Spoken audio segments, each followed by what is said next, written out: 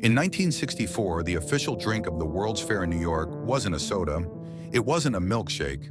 It was a frothy orange blend served from a humble mall kiosk called Orange Julius.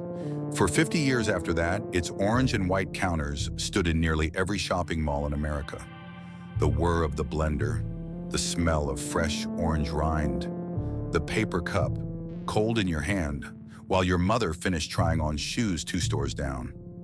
Grandparents bought them for grandchildren. Teenagers met there after school.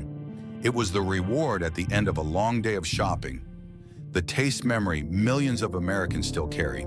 Today, walk into most malls and you won't find one. Not because the company went bankrupt. Not because it collapsed. Something quieter happened. The brand didn't die.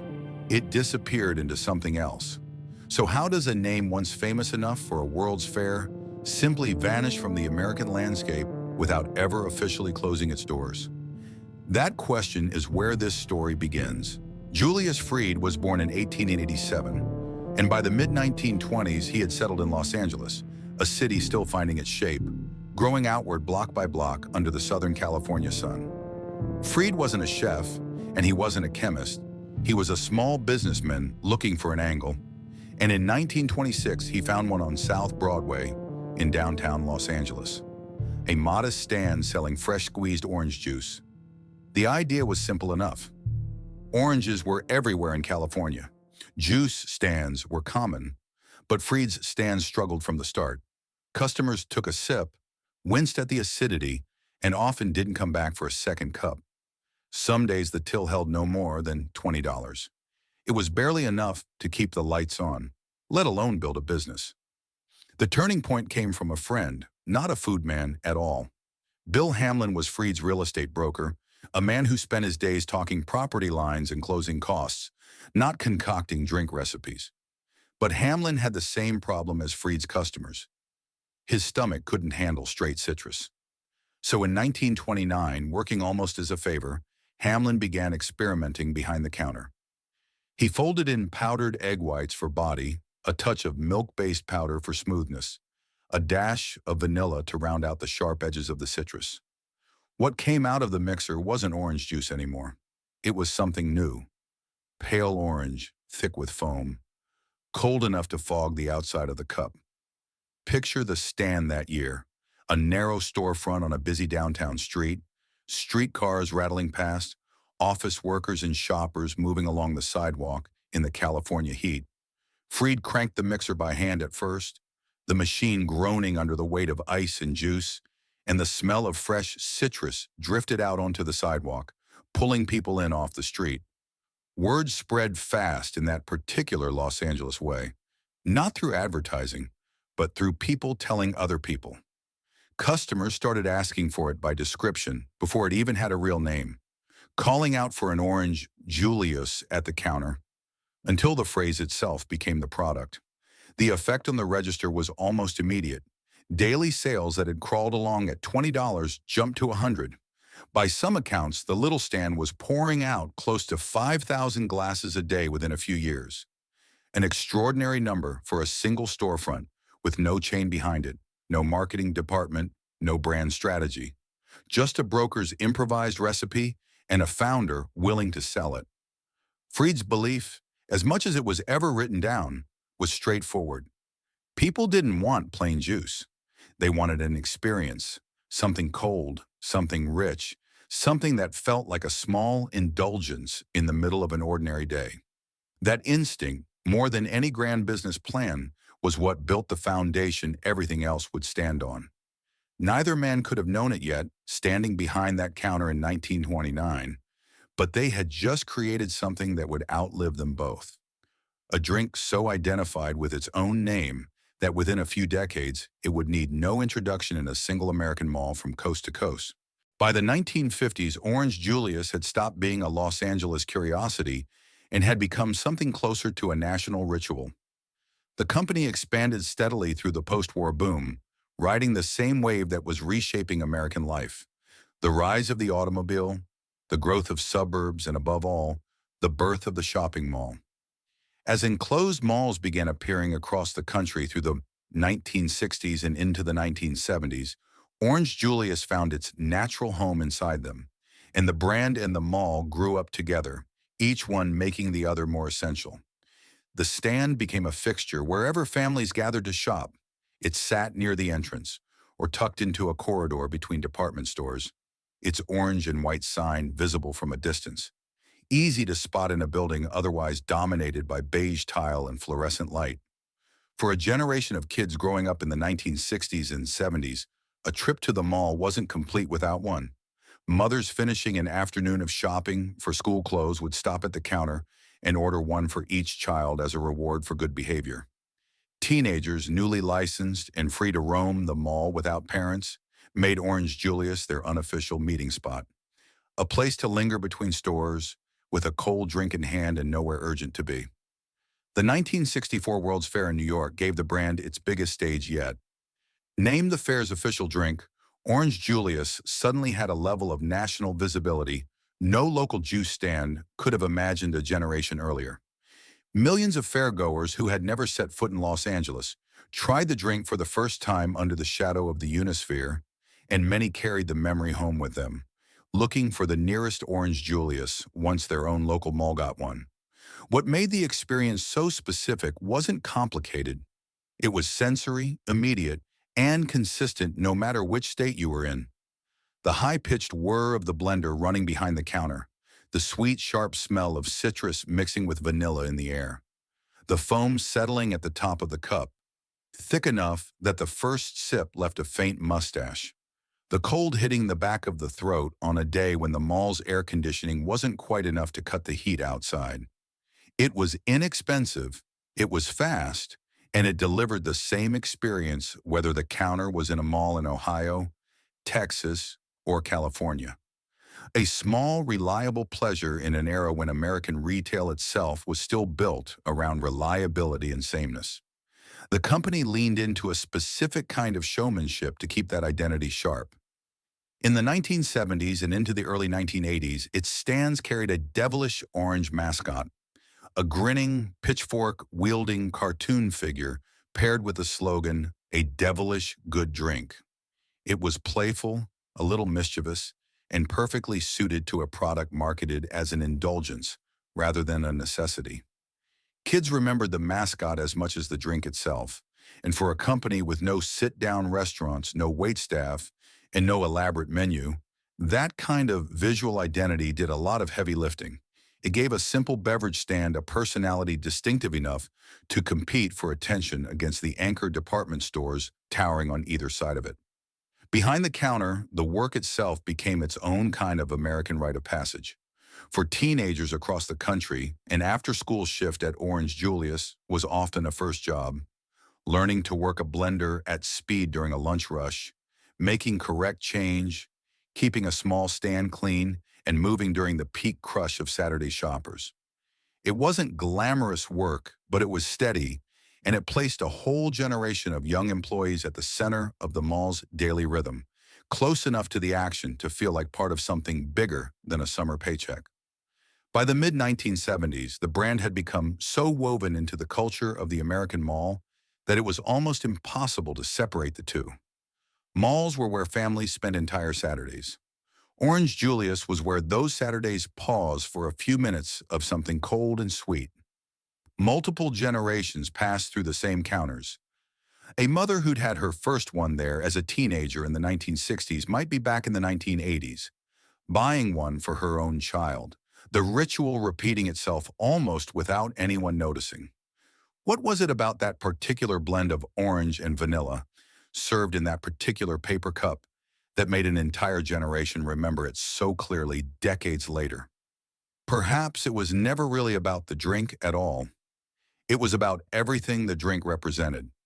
An afternoon with nowhere else to be, a small treat that didn't need to be earned, a mall that felt, for a few hours, like the center of the world. But the very thing that made Orange Julius so successful, its total dependence on the American mall as a physical home, was quietly building toward a problem no one behind the counter could yet see coming. The growth that carried Orange Julius from a single Los Angeles stand to a nationwide name didn't happen by accident, and it didn't happen quickly. It happened through a deliberate shift in ownership and strategy that began not long after Bill Hamlin had fully taken over the business from Julius Fried. Hamlin, who had started as an accidental recipe developer, proved to be a capable steward of the brand through the 1930s, 40s, and into the 1950s, steadily building out locations across Southern California before pushing east. But the real transformation came through franchising, the same engine that was reshaping American fast food and retail more broadly during those decades. The franchise model suited Orange Julius almost perfectly. Unlike a full restaurant, a stand required no kitchen, no seating, and no complicated supply chain. It needed a blender, a small counter, a modest footprint, and a steady stream of foot traffic. That made it an unusually accessible business opportunity. A franchisee didn't need deep pockets or restaurant experience to open one, just a lease in the right location and the willingness to learn the recipe and the routine. Small business owners, family operators, and entrepreneurs looking for a manageable first venture found the Orange Julius model appealing precisely because of how little overhead it demanded. By 1967, when Hamlin sold the company to International Industries and stepped back from day-to-day operations, the chain had grown to roughly 700 locations across the United States and beyond. That number alone tells part of the story, but the more important shift was where those locations were opening. Through the 1950s and into the 1960s, American retail was undergoing its own quiet revolution. Downtown shopping districts, the kind Fried's original stand had depended on, were losing ground to a new format entirely. The enclosed suburban shopping mall, air-conditioned, anchored by major department stores, and increasingly the default destination for American families with disposable income and a car in the driveway. Orange Julius didn't resist that shift. It moved with it, and arguably moved faster than most food brands of its size. As new malls broke ground across the Midwest, the South, and the East Coast through the 1960s and 70s, Orange Julius kiosks followed close behind, often among the first food vendors to sign a lease in a new development. The stand's small footprint made it an easy tenant for mall developers to slot into a corridor or a food court, and its established brand recognition made it a safer bet than an unproven local vendor. For mall operators building out their tenant rosters, Orange Julius was a known quantity: reliable foot traffic, minimal maintenance, and a name shoppers already recognized from other cities. This was where the franchise owners themselves became the backbone of the brand's national identity. Many were families running a single stand as their primary livelihood, husbands and wives splitting shifts, teenage children working the counter after school. Others were entrepreneurs who opened 2 or 3 locations across a regional mall chain, treating Orange Julius as a scalable small business rather than a side venture. What united nearly all of them was a dependence on consistency: the recipe, the presentation, the mascot, the signage.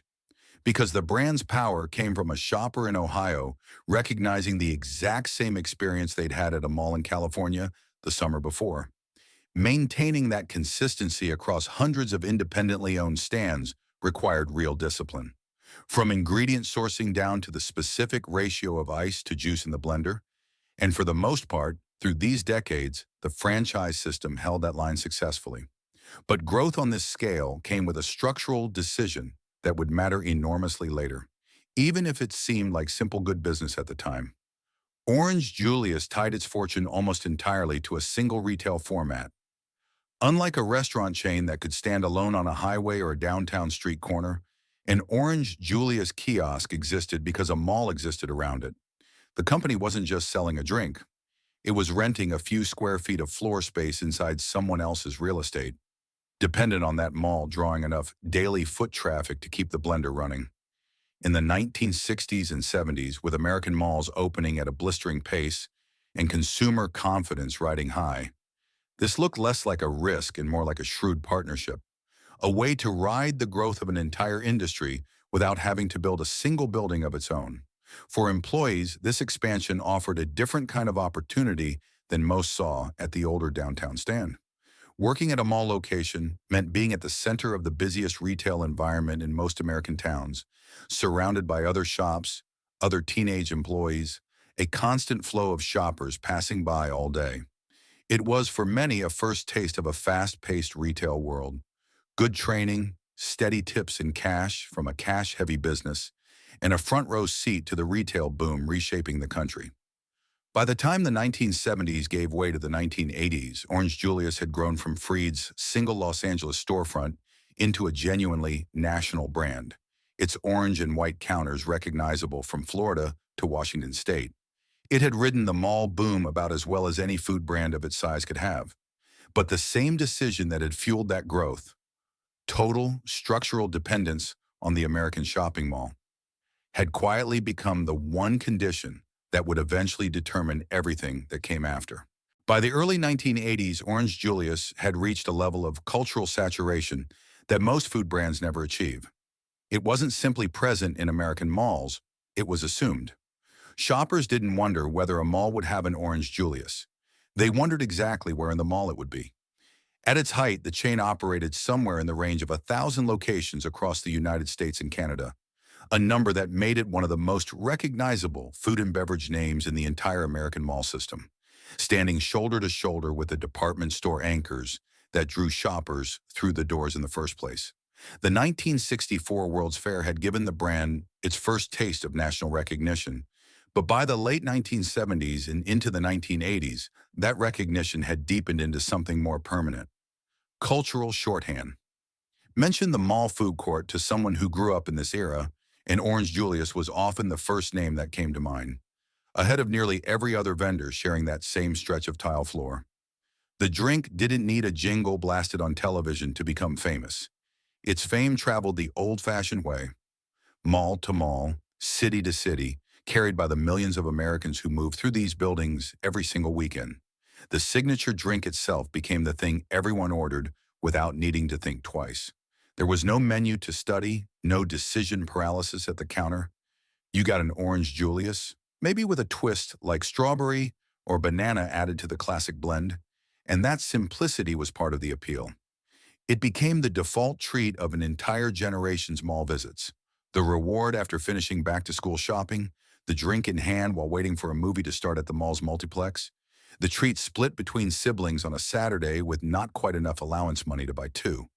What made the brand's reach so remarkable was how naturally it passed from one generation to the next without any real marketing push behind that transmission. A woman who'd had her first Orange Julius as a teenager in 1965 was, by 1985, the mother bringing her own kids to the same counter, in a different city, in a different mall, ordering the same drink from a menu that had barely changed. Grandparents visiting for the holidays would take grandchildren to the mall and stop at the familiar orange sign almost on instinct, recreating an experience that had nothing to do with nostalgia yet and everything to do with habit.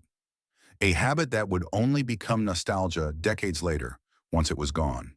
For the employees working the counter during these years, the brand's cultural weight was something felt daily, even if it wasn't something anyone stopped to articulate.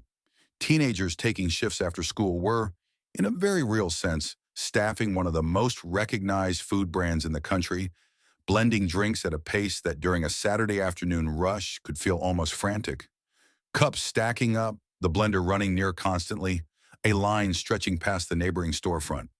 It was for many their first experience of what it meant to work somewhere that mattered to people, somewhere strangers arrived already excited about what they were about to order.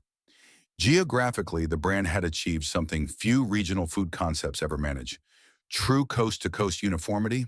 An Orange Julius in a mall outside Seattle tasted the same as one outside Miami, poured from the same recipe, served under the same sign, staffed by employees trained the same way.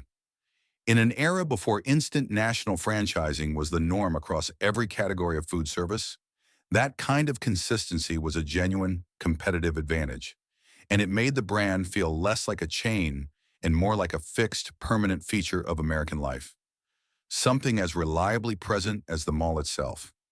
It would be easy to rush past this moment, to treat it as simply the calm before everything that came next. But this was the peak, fully earned after more than 5 decades of steady growth from a single struggling juice stand on a Los Angeles street corner. For the millions of Americans who grew up during these years, this was Orange Julius, not a company in transition, not a brand approaching a turning point. Just the orange counter in the mall, exactly where it had always been, exactly where it seemed like it always would be. What none of those customers standing in line could have known was that the very foundation making all of this possible, the American shopping mall itself, was about to begin the slow transformation that would eventually take Orange Julius down with it. In 1987, the year Bill Hamlin's old company changed hands again, this time bought by American Dairy Queen, nobody standing at an Orange Julius counter felt a single thing shift. The blender still ran the same. The cup still came out cold and orange and familiar. If anything, the acquisition looked like good news on paper. A larger, more established company with deep pockets and decades of its own retail experience taking over a beloved but aging brand. For a teenager working the counter that year, for a mother buying her kids a drink between stores, 1987 was simply another ordinary year at the mall. But behind that ordinary surface, two slower, quieter problems were already taking shape. The kind that don't announce themselves with a single dramatic headline, but instead accumulate for years before anyone notices the pattern. The first was competition of a sort Orange Julius had never really faced before. For 6 decades, it had operated as something close to the only name in its category, a mall food court fixture with no serious rival offering the same kind of experience. That changed as a new wave of juice and smoothie concepts began appearing in the late 1980s and through the 1990s, built around fresher branding, health-conscious marketing, and menus that made Orange Julius's classic blend, built on powdered mixes and vanilla, start to look to a new generation of shoppers, a little dated.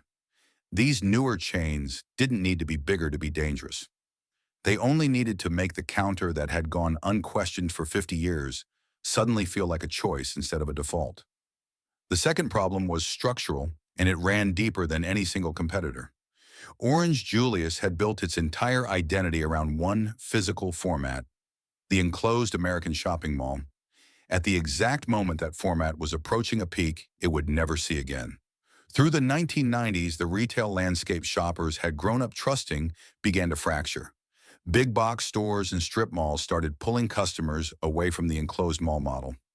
Anchor department stores, the very tenants that had made mall foot traffic reliable in the first place, began quietly struggling with their own declines. Orange Julius had no direct role in any of this.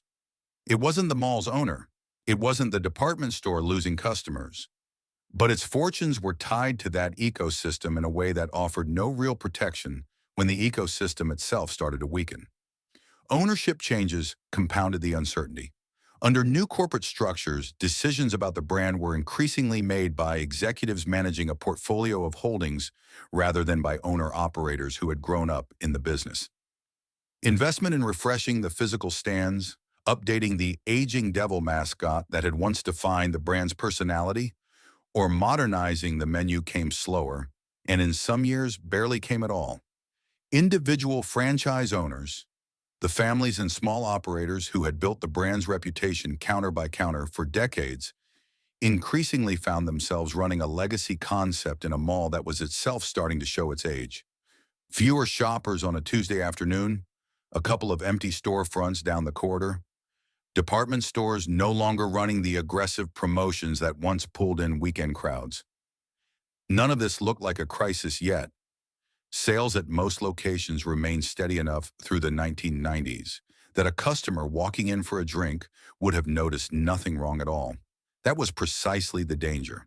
A franchise owner running a stand in a mall in the Midwest in 1994 wasn't thinking about the slow national decline of enclosed malls as a category. They were thinking about tomorrow's shift schedule, this week's ice delivery, the usual rush after the local high school let out. The erosion was happening 1 percentage point of foot traffic at a time, one closed anchor store at a time, in malls scattered across dozens of states, invisible from the inside of any single kiosk. How long could a brand this thoroughly wired into a single aging retail format actually hold its position once that format itself began to fade? In the moment, it was not a question anyone at Orange Julius was asking out loud. Not the franchise owners still turning a modest profit, not the new corporate parent focused on integrating its acquisition, not the customers who still, every week, walked past a dozen empty storefronts to reach the one counter in the mall that still felt exactly the way they remembered it. That gap, when between what the brand still felt like to the people who loved it and what was quietly happening underneath it, was about to widen into something far more consequential. The 1987 sale to American Dairy Queen was framed, at the time, as a rescue, a stable parent company stepping in to give an aging but beloved brand the resources it needed to modernize and survive. In some ways, that framing wasn't wrong. Dairy Queen had decades of its own franchise experience, a much larger corporate infrastructure, and deep familiarity with running food service brands across thousands of locations. But the decision that would define the next 3 decades of Orange Julius's existence wasn't a single dramatic boardroom moment. It was something quieter and, in hindsight, far more consequential. The slow, steady decision to stop treating Orange Julius as its own brand and start treating it as a menu item. It didn't happen all at once. Through the late 1980s and into the 1990s, standalone Orange Julius kiosks continued operating largely as they always had, still independently branded, still run by their own franchise owners, still recognizable by their own orange and white signage inside the mall. But increasingly, new locations weren't standalone kiosks at all. They were counters built inside existing Dairy Queen restaurants. The Orange Julius name and drink folded into a larger menu, dominated by soft serve and burgers. For a company managing two brands under one roof, this made obvious financial sense. Shared real estate, shared staff, shared supply chains, lower overhead than maintaining two separate storefronts in the same mall. For the Orange Julius identity itself, it meant something else entirely. The brand that had once been the destination was becoming an add-on to somebody else's destination. The people who felt this shift most directly were the franchise owners who had built their livelihoods around the standalone model. Many had spent decades running a single Orange Julius counter, developing relationships with mall management, training generations of teenage employees, defending the brand's consistency against every new smoothie competitor entering the market. As corporate strategy shifted toward the combined Dairy Queen Orange Julius format, these owners increasingly found themselves squeezed between two unappealing paths: convert their standalone location into a combined format and absorb the cost and disruption of that transition, or continue operating independently in a mall that was, year over year, sending fewer shoppers past their door. Neither path offered much certainty, and for owners nearing retirement age themselves, often the same people who'd opened their stands back in the expansion years of the 1960s and 70s, the calculation increasingly came down to whether it was worth fighting for a brand identity that corporate leadership itself no longer seemed fully committed to preserving. Inside the stores, customers who had grown up with the classic Orange Julius experience began noticing something harder to name than a single bad decision, but unmistakable all the same. The counter didn't feel special anymore. It felt like a corner of a Dairy Queen. The devil mascot that had given the brand its own mischievous personality through the 1970s and early 80s had long since been retired, and nothing with the same character had replaced it. The blender was still running, the drink still tasted close enough to the original recipe, but the sense of walking up to something singular, a place that existed only to serve this one thing, run by people who took pride in exactly that, began to fade into something closer to an option on a laminated menu board, wedged between blizzard flavors and value meals. Behind the scenes, the broader retail environment made this slow dilution even harder to reverse. In closed shopping malls, the physical home the entire Orange Julius business model had depended on since the 1960s, were now in outright decline across large parts of the country. Anchor department stores were closing at an accelerating pace through the 2000s and into the 2010s. And when an anchor left, the foot traffic that fed every smaller tenant in that mall, including any remaining standalone Orange Julius counter, declined right along with it. This was the same vulnerability identified back in Chapter 6, except now it was no longer a distant risk. It was an active, ongoing erosion, mall by mall, region by region, with no clear corporate strategy from either Dairy Queen or Orange Julius leadership designed to address it directly. The brand wasn't being killed by any single catastrophic failure. It was losing ground the way a coastline erodes, gradually, unevenly, and almost invisibly from any single vantage point. For the standalone franchise owners who chose to hold on rather than convert, the following years often meant operating in malls that had visibly emptied out around them, a food court with half its storefronts vacant, a parking lot that used to fill by 10 in the morning, now sitting mostly empty on a weekday. These owners were, in a very real sense, keeping a piece of American retail history alive out of their own investment and loyalty, often with little meaningful support from a corporate structure increasingly focused on integrating the two brands rather than preserving Orange Julius as something distinct. Some converted, some simply closed when their lease came up for renewal and the numbers no longer worked. Very few new standalone locations opened to replace them. Nobody inside the company ever announced that Orange Julius, as a distinct brand, was being phased out. There was no press release, no public reckoning, no single executive who stood up and said the standalone concept was finished. That absence of a clear ending was, in its own way, the most damaging decision of all. Not a dramatic failure that might have prompted a rescue effort or a public outcry, but a quiet, cumulative deprioritization that left the brand's most loyal franchise owners fighting a battle that corporate leadership had, for all practical purposes, already stopped fighting alongside them. And who exactly was responsible for protecting a name that had meant something to 3 generations of American shoppers? Once the company that owned it stopped treating that name as something worth protecting on its own terms, it was a question with no single villain and no single answer. Only a slow accumulation of ordinary business decisions, each one reasonable enough on its own, that together erased something a great many people had assumed would always be there. There was no single press conference announcing the end, no bankruptcy filing, no dramatic liquidation sale, no news anchor reporting that Orange Julius had gone under. That was, in many ways, what made this collapse so difficult for longtime customers to process. It never looked like the collapses they'd seen happen to other beloved brands. Instead, it happened mall by mall, city by city, one standalone counter at a time, until enough of them were gone that the absence became impossible to ignore. The clearest public marker of what was happening came in 2016, when Orange Julius's last standalone location in Portland, Oregon, closed its doors at the Lloyd Center Mall after 42 years in the same spot. It had opened in 1974 near the height of the brand's national expansion and had survived nearly every wave of change in American mall retail that followed. The rise of food court competitors, the decline of downtown shopping, the slow deterioration of Lloyd Center itself as anchor stores came and went around it. For 4 decades, regulars had walked the same stretch of tile floor to reach the same orange counter, and then, one ordinary day, it simply wasn't there anymore. Local news covered the closure with the kind of quiet sadness usually reserved for a hometown landmark, not a corporate chain, because to the people who'd grown up with it, that's exactly what it had been. Portland wasn't unique. It was simply one of the last, most visible dominoes in a pattern that had been playing out across the country for years by that point. Standalone Orange Julius locations closed in malls in Ohio, in California, in the Pacific Northwest, in dozens of mid-sized American cities where the local enclosed mall had been losing anchor tenants and foot traffic for a decade or more. Each individual closure barely registered as news outside its own community.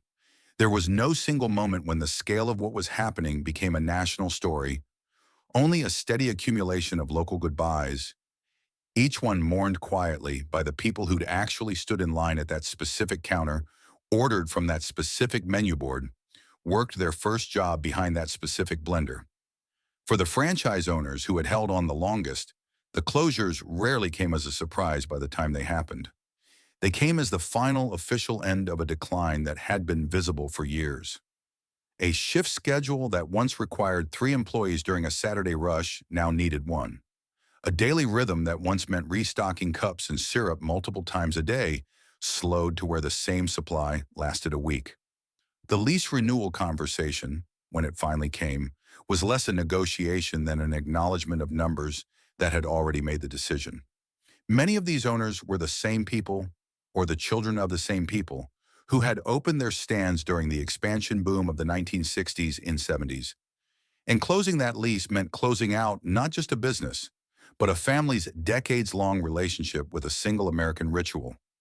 Customers experienced the collapse in a different register entirely, not through spreadsheets or lease negotiations, but through a specific personal jolt of absence. A woman visiting her hometown mall for the holidays, planning to bring her own children to the counter where she'd had her first Orange Julius as a teenager, arriving to find a different store in its place. A man walking through a mall he hadn't visited in years, looking automatically for the orange sign near the food court, only to realize partway through his walk that it simply wasn't there anymore, and hadn't been for some time. These moments rarely made the news. They happened privately, one person at a time, all across the country, adding up to a collective sense of loss that had no single event to attach itself to. Media coverage of the decline, when it existed at all, tended to arrive late and in a retrospective, almost elegiac tone, rather than as breaking news. Articles with titles mourning the trashy mall food court smoothie of the 90s, or asking why the once ubiquitous brand had all but vanished, began appearing years after the actual decline had done most of its damage, written by journalists and readers piecing together their own memories rather than reporting on a live unfolding crisis. That delay was itself revealing. A true collapse, a bankruptcy, a liquidation, a sudden chain-wide shutdown, generates headlines in real time. What happened to Orange Julius generated something closer to a slow-building cultural realization, years after the fact, that something once assumed permanent had quietly stopped existing in the form people remembered. By the 2020s, the numbers told their own story, even without a single dramatic filing to anchor them. Independent tracking placed the total footprint at under 1,000 locations, and the overwhelming majority of those weren't standalone Orange Julius kiosks at all. They were counters folded into existing Dairy Queen restaurants, the drink surviving as a menu item rather than as its own destination. Even that diminished presence continued eroding. Franchisee groups representing Dairy Queen operators began quietly pushing back against corporate pressure to keep offering the Orange Julius line at all, citing the cost and complexity of maintaining a second beverage system inside a restaurant already built around soft serve. In location after location, menu boards that had once featured Orange Julius prominently began dropping it entirely, with no announcement, no farewell, simply a smaller menu the next time a longtime customer walked in and looked for it. The final location where an Orange Julius stand had once operated as its own destination varied depending on which market you were tracking, because there was no single official last store, the way other collapsed chains sometimes have. No ceremonial final day, no last customer photographed under a closing banner. That absence of a defined ending was, in its own way, the truest description of what this collapse actually was. It wasn't a company failing to survive.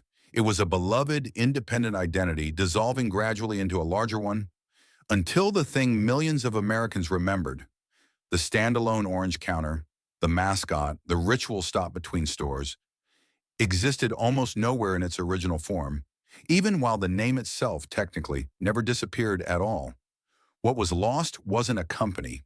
Dairy Queen still exists, still profitable, still selling an Orange Julius branded drink in a fraction of its restaurants.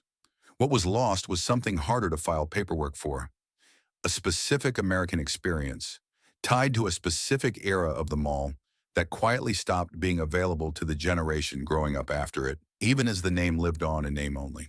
What replaced Orange Julius, in most of the malls where it once stood, wasn't a single dramatic competitor. It was a patchwork of newer smoothie and juice concepts, brands built around fresher branding, health-conscious marketing, and menus that positioned themselves as updates to exactly the kind of experience Orange Julius had pioneered decades earlier. In some malls, the physical kiosk space itself simply sat vacant for a stretch before another tenant moved in, a small, unremarkable turnover that most shoppers wouldn't have registered as significant at all. There was no single brand that won, in the way a rival chain sometimes claims victory after a competitor's collapse. The space Orange Julius once occupied in American life didn't get inherited so much as it got quietly subdivided among competitors, replaced malls, and Increasingly, nothing at all. Revival in any meaningful sense never really happened, largely because there was never a clean ending to revive from.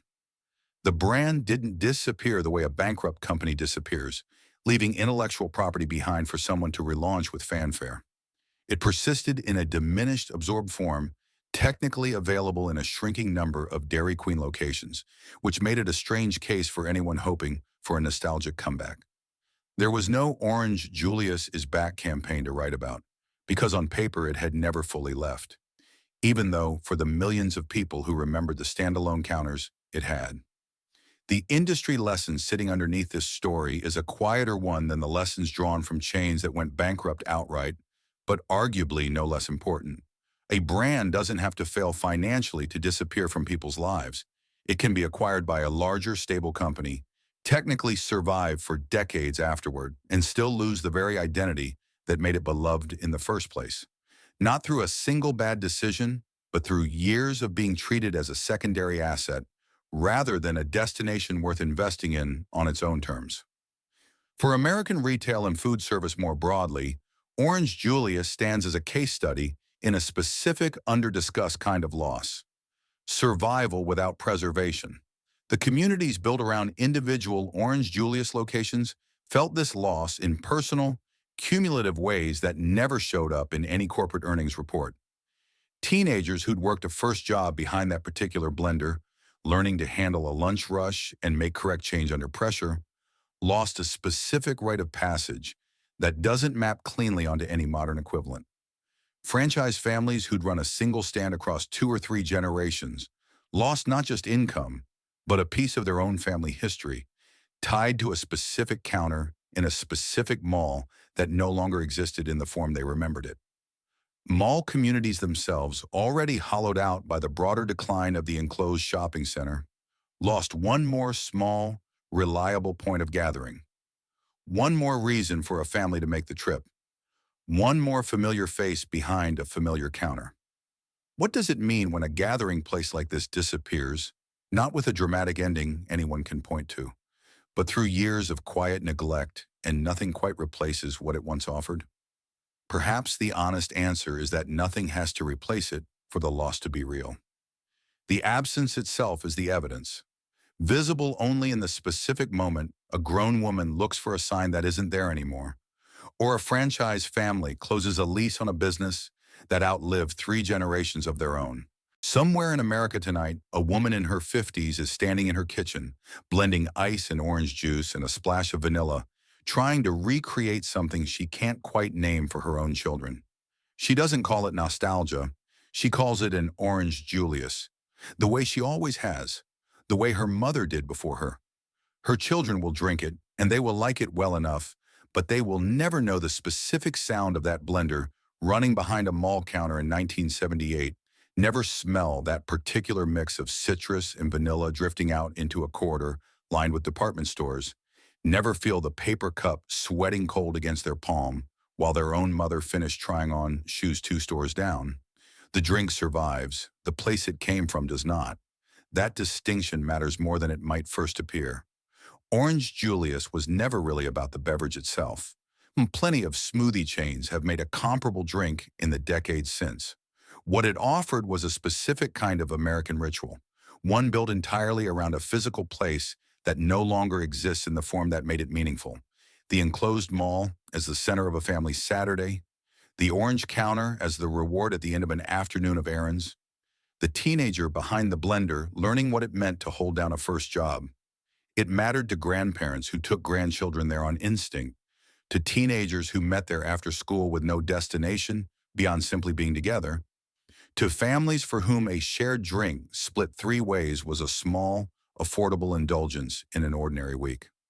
None of that required the company to be large or the drink to be extraordinary.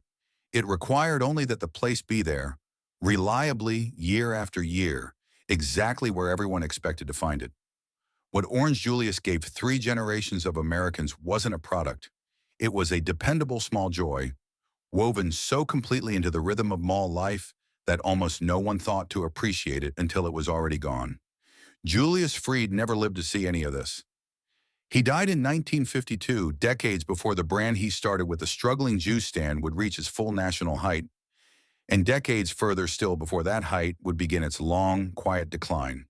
Bill Hamlin, the real estate broker who improvised a recipe to settle his own stomach, spent the rest of his life watching an accidental invention become one of the most recognized names in American retail. Neither man built an empire in the way that word usually implies. They built a habit, small, dependable, and personal enough that it outlasted both of them by more than half a century, carried forward not by advertising, but by parents bringing their children back to the same kind of counter over and over without ever being asked to. The thousands of franchise owners who ran individual stands across the country, the teenagers who worked their first shifts behind those blenders, the mall developers who once considered an Orange Julius kiosk a safe bet for any new lease. All of them built something together that no single person could have built alone, and all of them deserve to be remembered as its authors, not just its employees. The name has not vanished. Dairy Queen still serves an Orange Julius in some of its restaurants, and technically, the brand persists. But persistence is not the same as presence, and what disappeared was never really the recipe. It was the place, the ritual, the specific American afternoon that no longer exists to hold it. Something real and ordinary and warm was here for the better part of a century. Built by a broker's improvised remedy for his own upset stomach, and it deserves to be remembered honestly, without exaggeration, and without apology. Not as a company that failed, but as a small, beloved piece of American life that quietly, gradually stopped being there.